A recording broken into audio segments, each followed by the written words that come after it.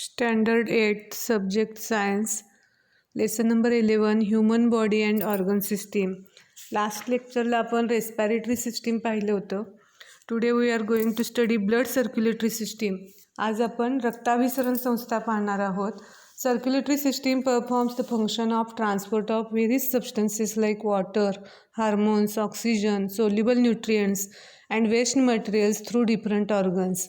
शरीरामध्ये असणाऱ्या निम्न अवयवामध्ये पाणी, ऑक्सिजन, विद्राव्य अन्नघटक किंवा टाकाऊ पदार्थ अशा पदार्थांचे वहन रक्ताभिसरण संस्था करत असते. An independent system for blood circulation is present in humans and higher animals. मानव आणि उच्चतर प्राण्यामध्ये रक्ताभिसरणासाठी स्वतंत्र अशी संस्था असते. या रक्ताभिसरण संस्थेमध्ये it consist of heart, blood vessels and capillaries. हृदय, रक्तवाहिन्या आणि केशिकांचा समावेश होतो. आता आपण हार्ट, त्याचं स्ट्रक्चर आणि फंक्शन बघूया. इथं जी डायग्रॅम दिसते ही हार्टची डायग्रॅम आहे. Structure of heart. Heart is present almost at centre in the thoracic cage. छातीच्या पिंजऱ्यामध्ये मध्यभागी हृदय असते. It is present behind the ribs. बरगड्यांच्या मागे असते. बिटवीन टू लंग्स, दोन फुफ्फुसांच्या मध्ये. And slightly inclined on left side. थोडेसे डाव्या बाजूला कललेले असते. Size of our heart is equal to one's our fist. आपली जी झाकलेली मूठ जी असते या मुठीच्या आकाराचा आकार, हृदयाचा आकार असा मुठीसारखा असतो. And its weight is about 360 gram. हृदयाचे वजन 360 ग्रॅम असते. It is covered by a double layered peritoneal membrane. आपल्या हृदयाभोवती दोन पदरी आवरण असते. A fluid is present between two membranes due to which heart is protected from friction and mechanical shocks. या हृदयावरणाच्या दोन थरामध्ये एक द्रव पदार्थ असतो आणि त्यामुळे आपल्याला घर्षणापासून आणि धक्क्यापासून हृदयाचे संरक्षण होते. Human heart is muscular organ. स्नायुमय असा अवयव असतो. It is made up of involuntary cardiac muscles. हृदय स्नायूंचे बनलेले असते. They contract and relax with a definite rhythm. त्यांचे आकुंचन आणि शिथिलीकरण एका निश्चित तालामध्ये होत असते. This is called beating of heart. यालाच हृदयाचे स्पंदन म्हटलं जातं. Internally heart is divided into left and right compartments by a vertical partition. हृदयाच्या आतील उभ्या पडद्यामुळे डावे आणि उजवे असे दोन भाग पडतात. Each of those compartments is again divided into two chambers.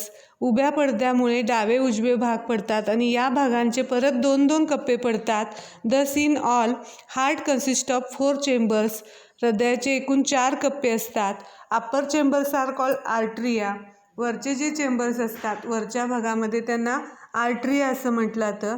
And lower chambers खालच्या बाजूला जे असतात त्यांना व्हेंट्रिकल्स असं म्हटलं जातं. Blood vessels and structure and functions. Heart is beating continuously. इथं हार्टचं स्ट्रक्चर तुम्हाला दाखवलेलं आहे.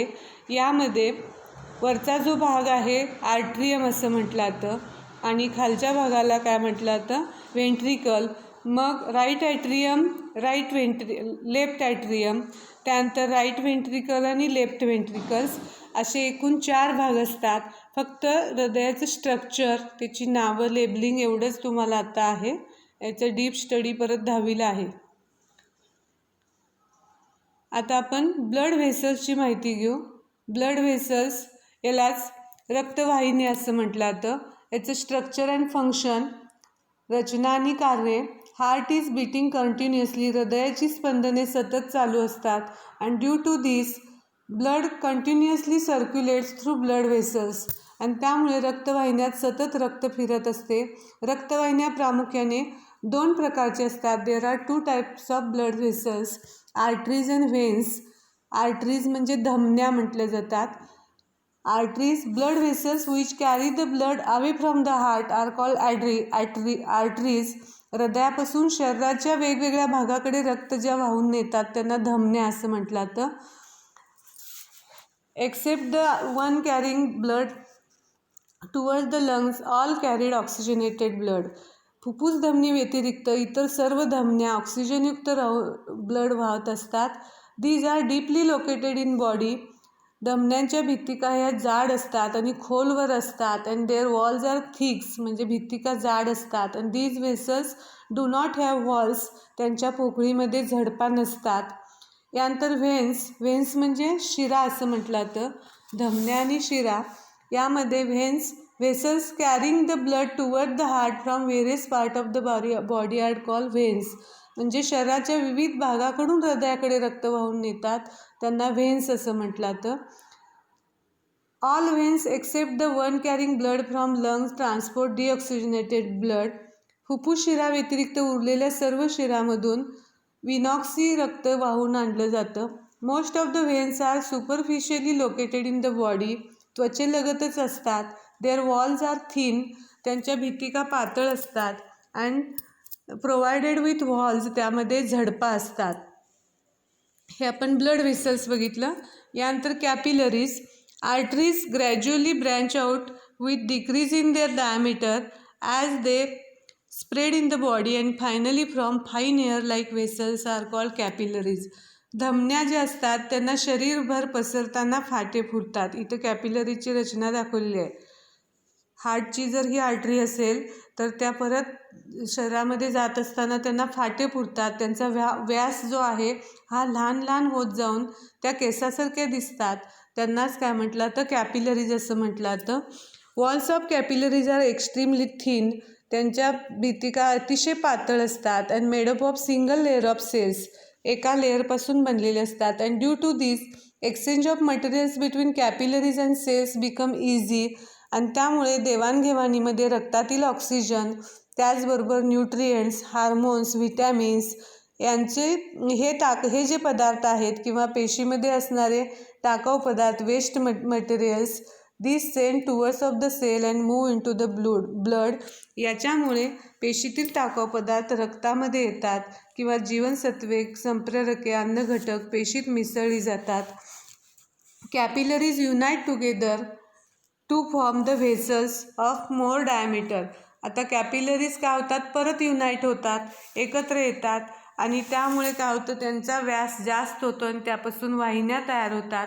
त्यांनाच आपण काय म्हणतो, व्हेन्स म्हणतो. इथं व्हेन्सची पण डायग्राम दाखवली आहे. कॅपिलरीपासून व्हेन्स तयार होतात. Capillary network is present in each organ.